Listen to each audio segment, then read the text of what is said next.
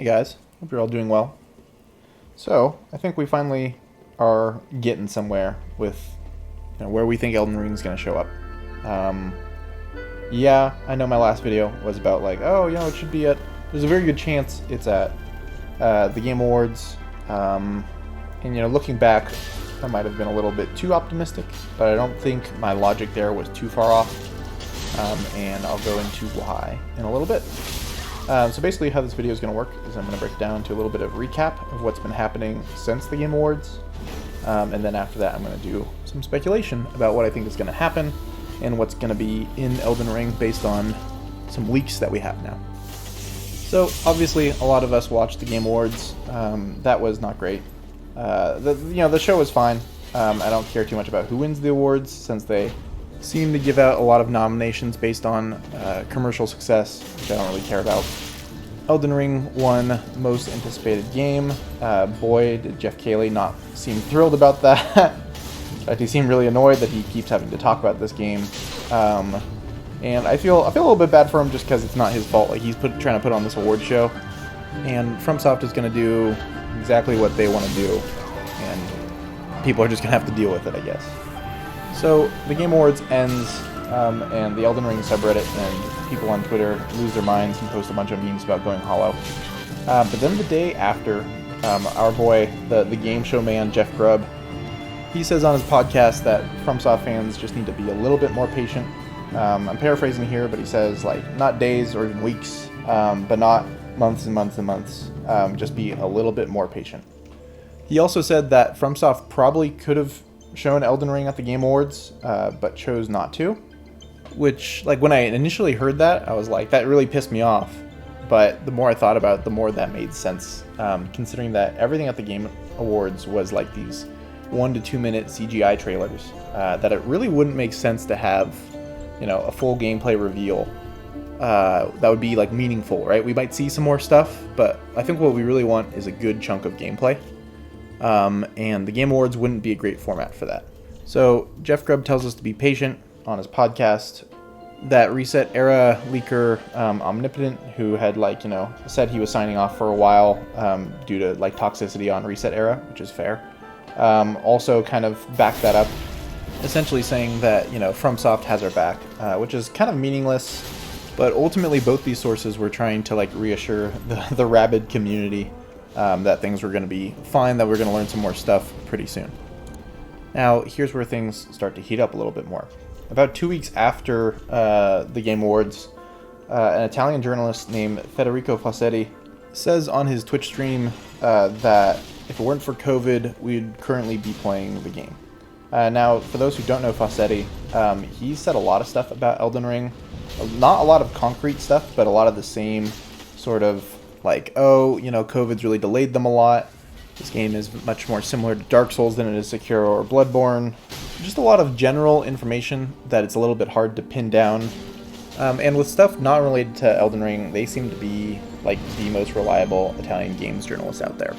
So I have a lot of reason to believe them. They've also talked about this game quite a lot, but because the Elden Ring subreddit is almost entirely English speakers, I think most people have just ignored what he's had to say in the past, which is unfortunate because I think they've said a lot of good information that a lot of people just simply write off as oh, who are they? They don't know anything. So only a few days after we learned that information from Fossetti, a Chinese Souls content creator known as Longqi Bang Bang Tang, and yeah, that's the channel's name. I'm sure it means something in Mandarin that I'm just not picking up on. They released a video talking about a lot of different aspects of Elden Ring that were previously unknown, and it also included 2 scaled down concept art pieces from Elden Ring. It's basically they took these concept art pieces and blurred them a tiny bit, which of course didn't stop the internet from unblurring them. So now we have a better idea of what they look like. One of those is pretty clearly the red-haired giant from the very first cinematic trailer that we got, and the other is some weird snake thing with a face on it. And man, I've been telling you guys, there's gonna be lots of weird faces in weird places in this game. There's a lot of faces in places they really shouldn't be, not on the front of people's heads. It's pretty weird. And honestly, I'm really excited for that because I think I've said this before. But I think FromSoft is really at their best when they just go way off the deep end, and they just really push the envelope and come up with just some bizarre ideas. So along with these concept arts, there also was a bunch of other information in that video that Lonky Bang Bang Tang talked about. So one of which was that the gameplay will be similar to Dark Souls, which at this point we've heard from a bunch of different sources, so I'd say that's like practically fact by now. The other is that there are two big factions that are sort of characterized by their hair color. There's like a red-haired faction and a white-haired faction apparently. And just scrolling through the cinematic trailer, we can already see a couple of those characters. We have the Valkyrie, we have the Giant, who both have red hair, and then we have the Smith, whoever's in the very beginning, smashing something with a hammer, as well as the character holding the like severed arm with their other many arms. They also have white hair. Some other information includes that the game is based around Yggdrasil, a name that I totally butchered, but is basically the Great World Tree from Norse mythology. And the last thing, and arguably the most important detail, I think, is that the game finished development in the first half of 2020 and has been held in this like polishing state for an extended period of time, which lines up quite well with what Passetti had said earlier, and that we're likely to see something after New Year's. But then the video gets deleted, and according to the creator, they apparently had a misunderstanding about the confidentiality of the materials that they were producing, and as a result, Lonky had decided to take the video down for now, and maybe put it back up in the future. So I mean, we should call it like what it is, right? That's a leak. It's unfortunate that there's this misunderstanding between the source and the creator, but if anything, that kind of confirms the veracity of the information in that video. And taking down the video doesn't quite do anything, right? Like, we still have all the information recorded on a big post on the Elden Ring subreddit. Then, the same day that this leak gets posted and then taken down, FromSoft's community manager puts out this statement in English saying, "Thank you for voting for us for most anticipated game, and then we'll see you in 2021. It's really not a coincidence that there's been mostly silence, and then the exact day that there is a leak, FromSoftware all of a sudden remembers to say thank you for, winning most anticipated game at an event that happened weeks ago. So we're caught up on all the events that have happened since the Game Awards. Now it's time to speculate. I think first and foremost we should talk about the COVID delays, because I think those are kind of the key to understanding why this game has been delayed for so long.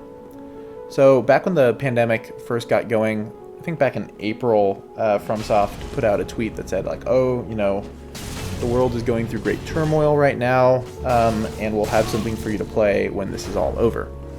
Now, this was back when everyone kind of expected this thing to just kind of go away in a couple of months, which it obviously didn't because we're still dealing with it today. But then FromSoft makes reference to that again by saying, the world has not quite mended, but we'll see you in 2021. This all kind of seems to me that FromSoft was hoping just to wait out the pandemic and then release their game. And I think the reason for that is that they're a fairly traditional company. I don't quite know if physical releases make them more money in Japan or other regions, but I think they wanted to go through with their usual release and were content just to wait out the pandemic and just hunker down, polish up the game, and then when all of this is over, they can release their game in their usual fashion. Now, that obviously isn't going to happen, and in conjunction with the fact that games have been doing so well during the pandemic in terms of sales, that I think FromSoftware is just finally starting to say, alright, screw it, we can't do our traditional release, that would have delayed the game for even longer. Let's get the release cycle going in 2021. Based on what we've heard from Phil Spencer, who said he's played a large portion of the game, and Jeff Grubb, who said they could have shown Elden Ring at the Game Awards but chose not to, and Passetti, who said that the development has basically been completed since first half of 2020. Based on all that, I think FromSoft could release their game in March of 2021. I don't think they will, because I think they want to do their usual long release cycle of a slow drip of trailers, interviews, and concept arts. So I think a summer of 2021 release date is, I think, the most realistic time frame, but ultimately we're just gonna have to wait and see. The other thing I really wanted to talk about in this video was the concept of factions in this game and how that's going to play out. In Longkey's now deleted video, they talk about these two warring factions, one that is characterized by red hair, the other that is characterized by white hair. And based on some of the stuff that we've heard from the Resetera leaker, Omnipotent, I think we can kind of speculate about what those two factions want, or at least what one particular faction wants to happen and what the other one is fighting against. So in the very beginning of the only cinematic trailer that we have, there is a white-haired looking blacksmith, which is pretty on brand for FromSoft, but they seem to be breaking something with a hammer.